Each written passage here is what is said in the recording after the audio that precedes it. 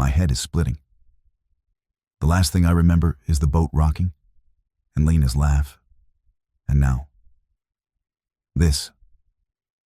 I'm alone. My wife is gone. I have no idea where I am or how I even got here. The salt spray stings my sunburned skin, and the only thing I can hear is the roar of waves crashing against these jagged black rocks. Every time I shut my eyes, I see her face. And then, just a crushing, absolute nothing. It's crazy. Just yesterday, everything was perfect. At least I thought it was. My wife Lena and I were on a second honeymoon. It was our 10-year anniversary, a trip we'd been dreaming about forever. We chartered a small yacht, just the two of us, the open water, and that endless blue horizon. It was supposed to be our chance to get away from it all, to reconnect. And the first few days were perfect. An actual paradise, just like the brochure. We'd sail all day, watch dolphins race the boat, and at night, we'd anchor in these quiet, secluded coves. I remember our last night together so clearly. It's the one memory that isn't shattered into a million pieces. We were anchored near some tiny, unnamed island. The sun was just melting into the ocean, painting the whole sky orange and purple. Lena pulled out this special bottle of wine she'd been saving, a vintage from the year we first met. "To us," she said, and her eyes were just sparkling in the twilight. "To the next 10 years, Julian." We clinked glasses. Her smile. God, it's burned into my mind. It was that same smile that made me fall for her in the first place. We just talked for hours, laughing about our life together, all the ups and downs. It really felt like we were the only two people left in the world. I remember feeling so peaceful, just so grateful for her, for the life we'd built. I finished my glass, and the wine was so rich and heavy. Lena filled it right back up. I felt this pleasant warmth spread through me, this comfortable drowsiness. With the boat rocking, it was like the perfect lullaby. The last thing I heard was her voice, barely a whisper, telling me she loved me. And then the world just switched off. Waking up wasn't gentle. It was a violent slam straight back into consciousness. I was face down in wet sand, the tide washing over my boots. My throat felt like I'd swallowed sandpaper. My head was just a universe of pain, and every muscle in my body ached. I pushed myself up, spitting out sand and salt water. In front of me was this crescent of coarse black sand littered with driftwood. Behind me, a dense, menacing jungle shot straight up a hillside, and I was completely, terrifyingly alone. "Lena!" I screamed, my voice just cracking. The sound was swallowed by the surf. "Lena!" No answer. No sign of our boat. No wreckage, no life raft. Nothing. It was like the yacht, and Lena with it, had just been plucked from existence. Panic, sharp and cold, cut right through the fog in my head. Did we crash? Was there a storm I slept through? But the sky was perfectly clear, and there wasn't a single splinter of the boat anywhere on the beach. It just made no sense. People don't just vanish. Boats don't just disappear.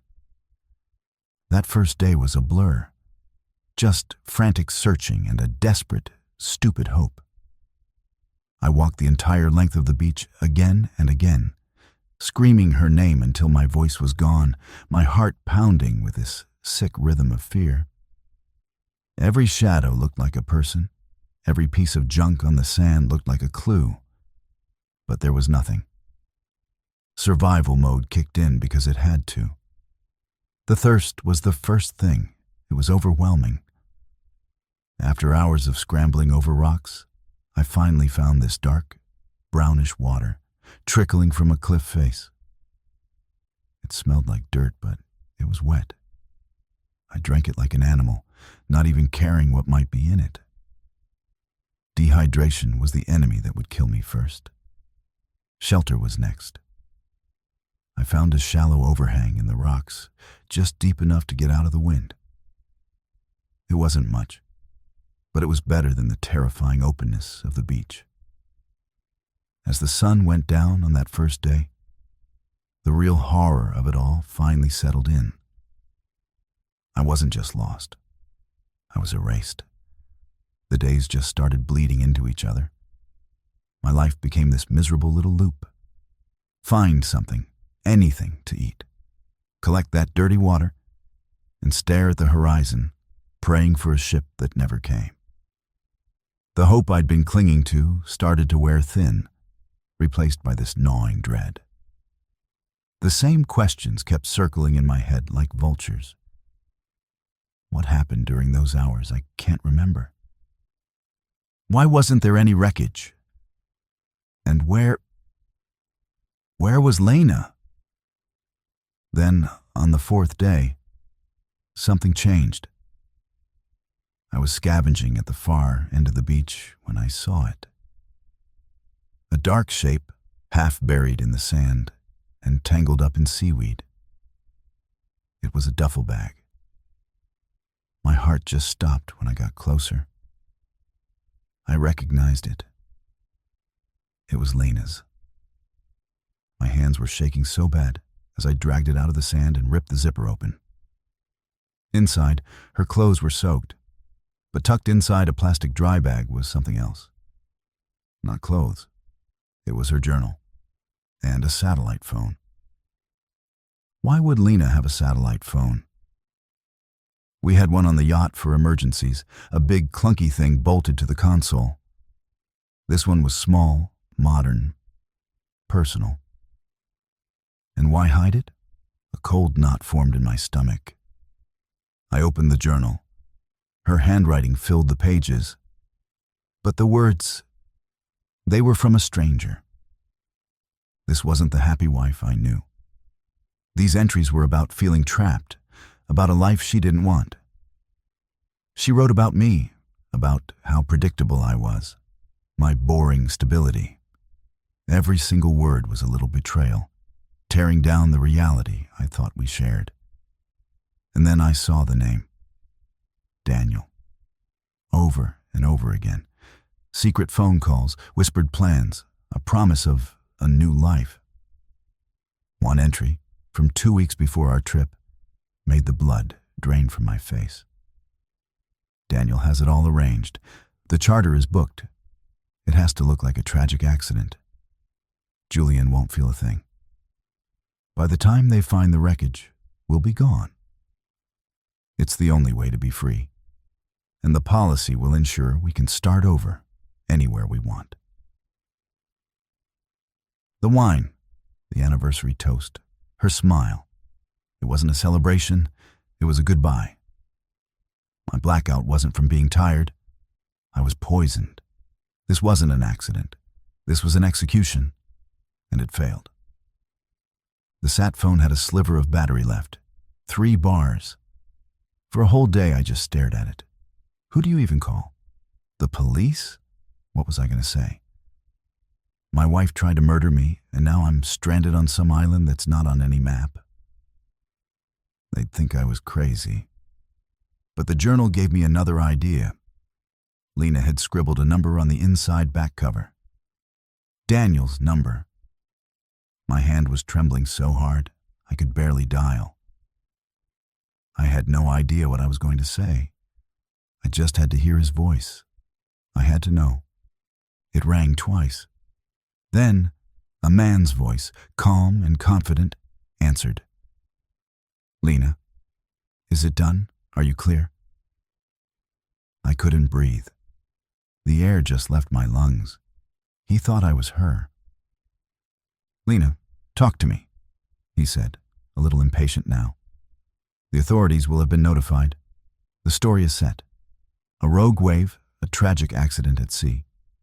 Everyone's heartbroken for the young widow. Are you at the rendezvous point? Rage, pure, hot, and violent, finally broke my paralysis. Where is she? I rasped. My voice sounded like grinding rocks. Dead silence on the other end. I could practically hear the gears turning in his head. Confusion, then disbelief, then panic. Who is this? He asked, his voice suddenly low, dangerous. You know who this is, Daniel, I said. Another silence, longer this time. When he finally spoke, his voice was pure ice. That's not possible. You're dead. Not yet, I snarled. But I'm a quick learner. You and Lena taught me that. Now, you're going to tell me what you did with my wife. He let out this short, cold laugh, a laugh with zero humanity in it. My, you are a survivor. Lena will be so disappointed. She was adamant you wouldn't suffer. Seems she was wrong about that too. He paused. As for Lena, she got exactly what she deserved. She served her purpose. You see, the life insurance policy was only in your name, Julian.